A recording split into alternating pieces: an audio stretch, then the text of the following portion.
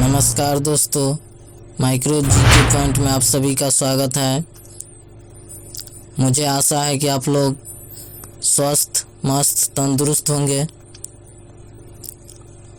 आज का हमारा टॉपिक है बिहार एसएससी इंटर स्तरीय जो प्रीवियस ईयर क्वेश्चन है, जो कि 2017 में पूछा गया है और प्रथम पाली का है। इसी तरह हम और भी वीडियो लाएंगे पार्ट बाय पार्ट, तो चैनल को सब्सक्राइब लाइक और शेयर करिएगा ताकि हमारा भी मोटिव बढ़े और इसी तरह वीडियो बनाते रहें।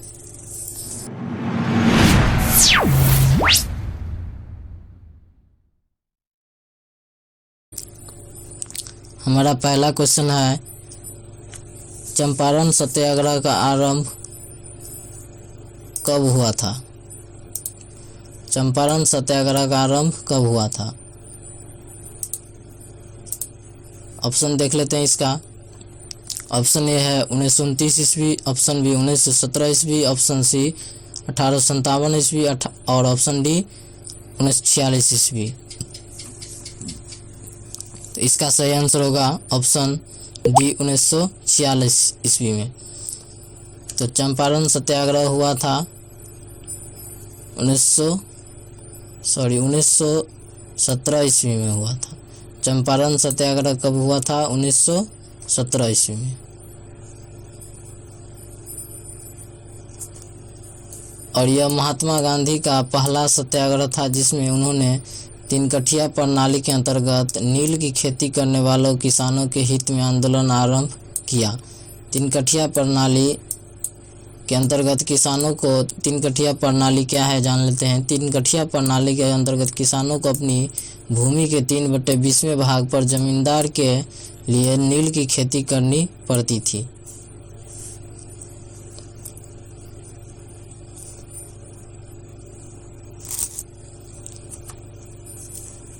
अगला क्वेश्चन लेते हैं, क्वेश्चन नंबर दूसरा।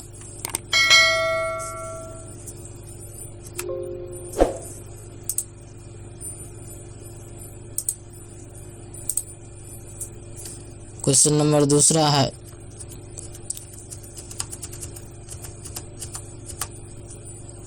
क्वेश्चन नंबर दूसरा है, अंग्रेजों के भारत में राजकाल, अंग्रेजों के शासन काल में भारत में आखिर से पूर्व वायसराय कौन था? आखिर से एक पूर्व वायसराय कौन था? इसका सही आंसर होगा ऑप्शन ए देख लेते हैं। ऑप्शन पहले माउंटबेटन, वेवेल, इरविन, मिंटो। तो ऑप्शन बी होगा वेवेल। वेवेल जो था एक वायसराय था अंग्रेजों का, जो भारत के राजकाल में था। अंग्रेजों के भारत में राजकाल में अंतिम वायसराय लॉर्ड माउंटबेटन थे, जबकि उनसे तुरंत पहले वायसराय लॉर्ड वेवेल थे। भारत के अंतिम तथा स्वतंत्र भारत के पहले भारतीय गवर्नर जनरल सीवी राजगोपालाचारी थे। ये भी याद रखिएगा, स्वतंत्र भारत के प्रथम गवर्नर जनरल कौन थे? सीवी राजगोपालाचारी। अगला क्वेश्चन देखते हैं, क्वेश्चन नंबर 3 है, अभिज्ञानम शकुंतलम का प्रथम अंग्रेजी अनुवादन किसने किया था? अनुवाद तो ऑप्शन है Nehru, option B Chetan Bhagat, option जी वारेन हेस्टिंग, ऑप्शन जी जॉन निकोलसन।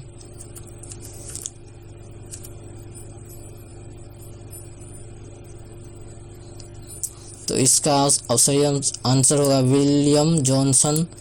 तो कालिदास की प्रसिद्ध कृति अभिज्ञानम शकुंतलम को सर्वप्रथम 1789 ईस्वी में विलियम जॉनसन द्वारा अंग्रेजी में अनुवादन किया गया था। इसे अंग्रेजी में शकुंतला या फेटल रिंग शीर्षक दिया गया था और शकुंतला सर्वाधिक प्रचलित भारतीय श्रेष्ठ कृतियों में से एक थी।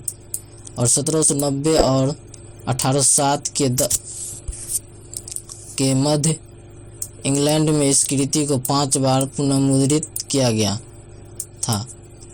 अगला क्वेश्चन लेते हैं, क्वेश्चन नंबर 4 है, अंग्रेजों ने बहादुर शाह द्वितीय को देश से निकालकर कहाँ भेजा था?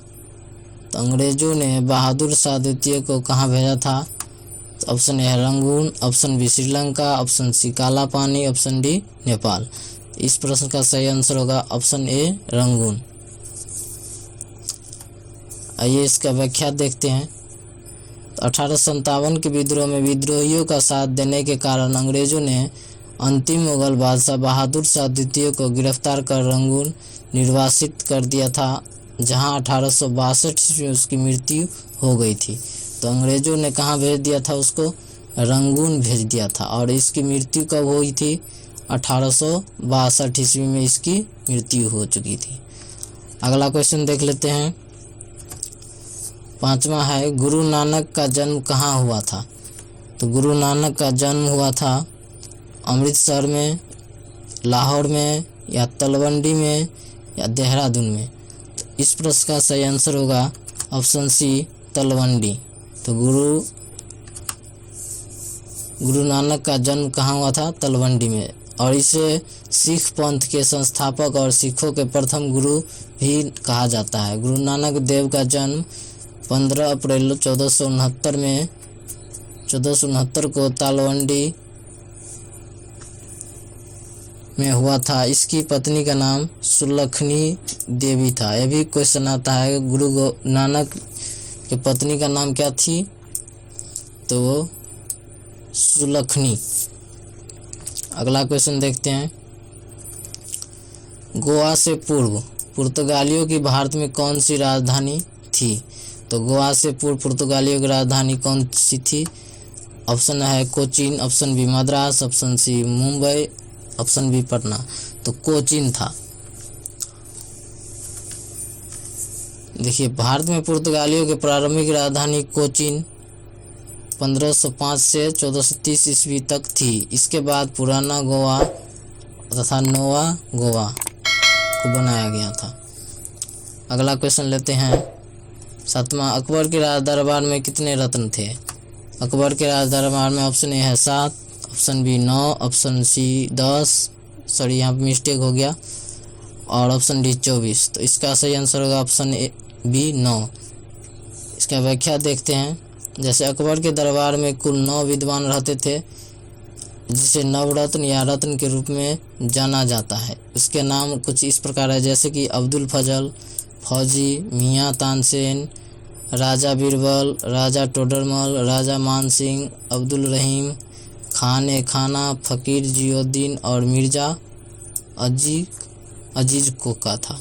ये सभी 9 जो थे अकबर के राज दरबार में थे विद्वान के रूप में। बहुत विद्वान सब था ये सब, इसलिए नवरत्न कहा जाता है इस सबको। और 8वां क्वेश्चन है, बुद्ध से संबंधित अवसरों से जुड़े प्रतीकों में स्तूप का प्रतीक है। स्तूप किसका प्रतीक है? तो जैसे कि ऑप्शन ए है मृत्यु की, ऑप्शन बी पहला उपदेश की, ऑप्शन सी जन्म की, ऑप्शन डी गृह त्याग की। इस प्रश्न का सही आंसर होगा ऑप्शन ए मृत्यु की। अगला क्वेश्चन है, गुप्त वंश का अंतिम शासक कौन था? गुप्त वंश का अंतिम शासक कौन था? तो ऑप्शन ए है Purugupta, option B Vishnugupta, option C Skandagupta, option D Kumaragupta. तो इस प्रश्न का सही आंसर होगा ऑप्शन बी विष्णुगुप्त।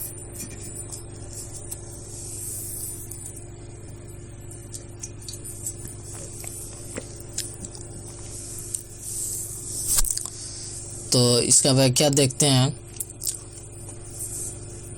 गुप्त वंश के कम महत्व वाले ज्ञात शासकों में से एक विष्णुगुप्त का समान गुप्त साम्राज्य का अंतिम शासक माना जाता है। उसने 540 ईस्वी से 550 ईस्वी तक अर्थात 10 वर्षों तक शासन किया था। अगला क्वेश्चन है, किसने दाऊद को पटना और हाजीपुर से खदेड़ कर बाहर कर दिया था? तो किसने किया था? ऑप्शन ए है Humayun, option B Babur, option C Jahangir, option D Akbar. तो इस प्रश्न का सही आंसर होगा अकबर। अकबर जो था उसको बाहर कर दिया। अगला क्वेश्चन है, नेशनल हेराल्ड समाचार पत्र किसने प्रारंभ किया था? ऑप्शन ए है Motilal Nehru, Jawaharlal Nehru, option C Indira Gandhi, option D Rahul Gandhi. तो इसका सही आंसर होगा जवाहरलाल नेहरू। नेशनल हेराल्ड समाचार पत्र की स्थापना कब हुई थी? 1938 ईस्वी में हुई थी और लखनऊ में जवाहरलाल नेहरू द्वारा की गई थी, जो बाद में भारत के प्रथम प्रधानमंत्री बने। और 1942 के भारत छोड़ो आंदोलन का एक दौरान ब्रिटिश सरकार द्वारा इसे प्रतिबंध कर दिया गया था और 1940 और 70 के दशक में इसे संक्षिप्त बंदी का सामना करना पड़ा था। तो नेशनल हेराल्ड समाचार पत्र की स्थापना किसने किया था? जवाहरलाल नेहरू ने किया था। और कब किया था? 1998 ईस्वी में किया था। अगला क्वेश्चन लेते हैं, मेगास्थनीज चंद्रगुप्त मौर्य के कार्यकाल में कौन था? तो मेगास्थनीज जो था चंद्रगुप्त मौर्य के कार्यकाल में कौन था? तो इसका ए ऑप्शन है आक्रमणकारी, बी राजदूत, ऑप्शन सी पुजारी, ऑप्शन डी मंत्री। तो इसका सही आंसर होगा ऑप्शन बी राजदूत था। आइए इसका व्याख्या देखते हैं। यूनानी सम्राट सेल्यूकस भारत में राज्य विस्तार की इच्छा से 305 ईसा पूर्व में भारत पर आक्रमण किया था।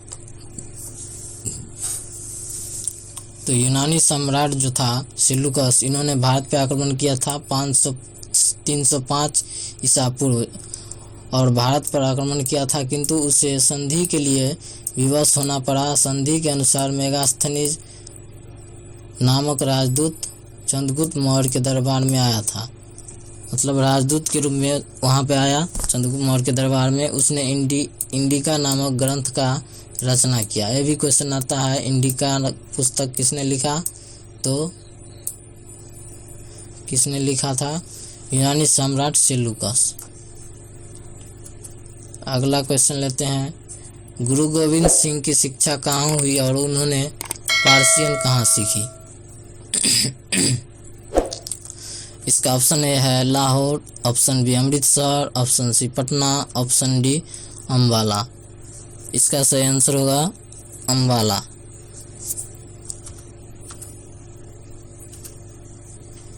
तो गुरु गोविंद सिंह सिखों के 10वें गुरु थे। वे एक महान योद्धा तथा कवि, आध्यात्मिक नेता भी थे। सन 1699 में वैसाखी के दिन उन्होंने खालसा पंथ की स्थापना की है। अगला क्वेश्चन लेते हैं, क्वेश्चन नंबर 14 है, अमजद अली खान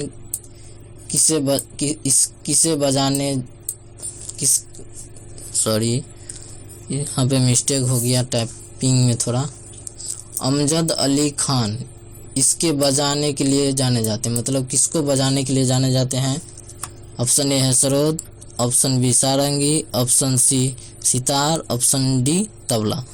तो इस प्रश्न का सही आंसर होगा सरोद। तो अमजद अली खान क्या बजाते थे? सरोद बजाते थे, सरोद।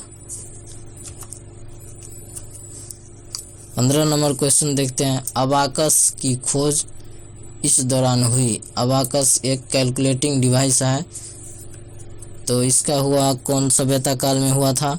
ऑप्शन ए सांग सभ्यता काल में, ऑप्शन बी ग्रीक सभ्यता काल में, ऑप्शन सी ईरानी सभ्यता काल में, ऑप्शन डी रोमन सभ्यता काल में। इस प्रश्न का सही आंसर होगा सांग सभ्यता काल, ऑप्शन ए सांग सभ्यता काल में हुई थी। क्या देखते हैं, चीन के लोग ने सांग वंश में कैलकुलेटर का प्रयोग किया था।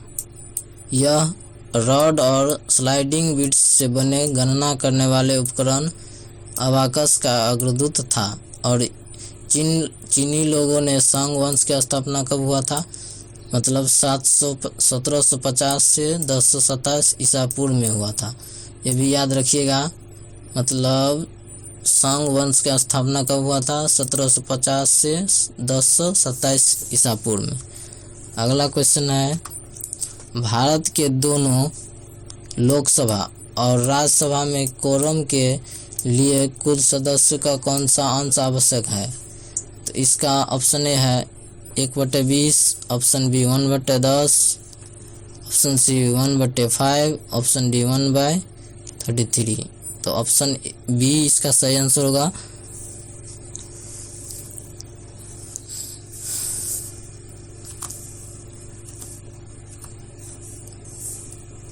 देखिए, भारतीय संविधान के अनुसार लोकसभा और राज्यसभा में कोरम पूर्ति के लिए कुल सदस्य का दशांश 1/10 जरूरी है। यदि किसी समय कोरम पूरा न हो तो सदन को स्थगित कर दिया जाता है। अगला क्वेश्चन है, साप्ताहिक चार्ली हेब्डो कहाँ से प्रकाशित किया जाता है? हेब्डो लंदन से, ऑप्शन बी पेरिस से, ऑप्शन सी न्यूयॉर्क से, ऑप्शन डी बर्लिन से। तो इसका सही आंसर होगा पेरिस से, ऑप्शन बी पेरिस से किया जाता है। देखिए, चार्ली हेब्डो एक फ्रांसीसी व्यंग्यात्मक साप्ताहिक पत्रिका है जो कार्टून, रिपोर्ट, वाद विवाद और चुटकुलों पर विशेष बल देती है। इस पत्रिका को पेरिस से प्रकाशित किया जाता है। इस पत्रिका पर मुहम्मद कार्टून के प्रकाशन के बाद 2011 और 2015 में पत्रिका पर 2 बार आतंकी हमला भी हुआ था। अगला क्वेश्चन है, HINI इसके द्वारा होता है? तो किसके द्वारा होता है? तो ऑप्शन है विषाणु के द्वारा, ऑप्शन बी जीवाणु के द्वारा, ऑप्शन सी कवक के द्वारा, ऑप्शन डी कारण पता नहीं। तो इसका सही आंसर होगा जीवाणु के द्वारा, ऑप्शन बी। देखिए, इन्फ्लुएंजा वायरस का टाइप है ये, मतलब HINI का है, इन्फ्लुएंजा वायरस का टाइप है। यह 2009 के ह्यूमन इन्फ्लुएंजा का सबसे सामान्य कारण था और वह 1918 में फैली महामारी स्पेनिश फ्लू के संबंध से है। इसे स्वाइन फ्लू के नाम से भी जाना जाता है। तो इसी तरह हम आगे बढ़ते हैं, अगला क्वेश्चन लेते हैं और यह लास्ट क्वेश्चन है। जैसे उत्तर प्रदेश का राजकीय फूल क्या है? काफ़ी मोस्टली क्वेश्चन है। ऑप्शन ए है कमल, ऑप्शन बी पलाश, ऑप्शन सी गेंदा, ऑप्शन डी गुलाब। तो इस प्रश्न का सही आंसर होगा पलाश, ऑप्शन बी पलाश। इसी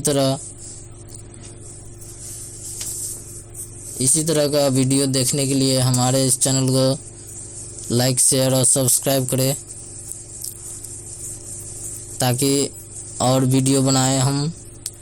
और इसी तरह का यह पार्ट पहला वीडियो है और इसी तरह दूसरा पार्ट भी लाएंगे, तो चैनल को सब्सक्राइब कर लीजिएगा और बेल आइकन घंटी भी दबा लीजिएगा ताकि हम वीडियो अपलोड करें तो सबसे पहले आप लोग तक जाए, जो कि हमारे इस एग्ज़ाम में काफ़ी मददगार साबित होगा। तो वीडियो देखने के लिए धन्यवाद।